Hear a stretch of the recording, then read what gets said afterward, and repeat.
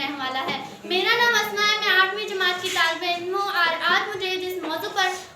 جس شخص کے بارے میں بات کرنے کا موقع ملا ہے وہ ایک ایسا سائنسدان جس سے کہا گیا کہ کہو زمین حرکت نہیں کرتی، اس نے ایسا ہی کہا لیکن سرگوشی میں آ کے کہا وہ تو حرکت کرتی ہے۔ میں آپ کو ایک ایسے سائنسدان کے بارے میں جس نے دوربین کے ذریعے کائنات کے راز معلوم کیے، وہ تھے گلیلیو گلیلی۔ گلیلیو جو تھے وہ 15 فروری 1564 عیسوی میں پیدا ہوئے۔ وہ ایک نان مسلم سائنٹسٹ تھے، وہ ایک سائنسدان ہونے کے ساتھ ایک فلسفر بھی تھے۔ گلیلیو گلیلی جو تھے وہ اٹلی کے مشہور شہر پیسا میں پیدا ہوئے، جس کی پہچان ایک ٹیڑھا ٹاور تھی جسے پیسا ٹاور کہا جاتا تھا۔ ان کے والد موسیقار تھے، جسے انہوں نے بچپن ہی سے موسیقی سیکھی تھی اپنے والد سے، اور انہوں نے جب یہ 8 سال کے ہوئے تب یہ فلورنس منتقل ہوئے اور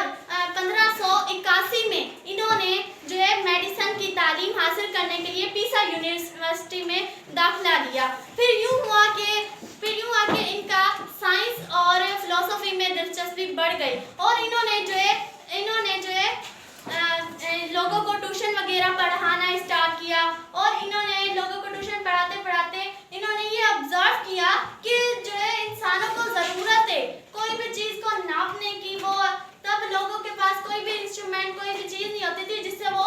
چیزوں کو ناپیں۔ تب انہوں نے کیا کیا، ترازو ایجاد کیا، یعنی کہ سب سے پہلی جو گلیلیو کی ایجاد تھی وہ کیا تھی، ترازو تھی۔ پھر انہوں نے فزکس میں یہ ثابت کر دیا کہ جو ہلکی اور بھاری چیزیں ہوتی ہیں وہ ایک ہی رفتار میں جا کر گرتی ہیں، ان کے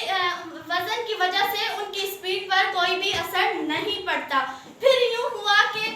1606 میں ان کی زندگی میں حیرت انگیز انقلاب آیا۔ یوں تو آپ جانتے ہوں گے کہ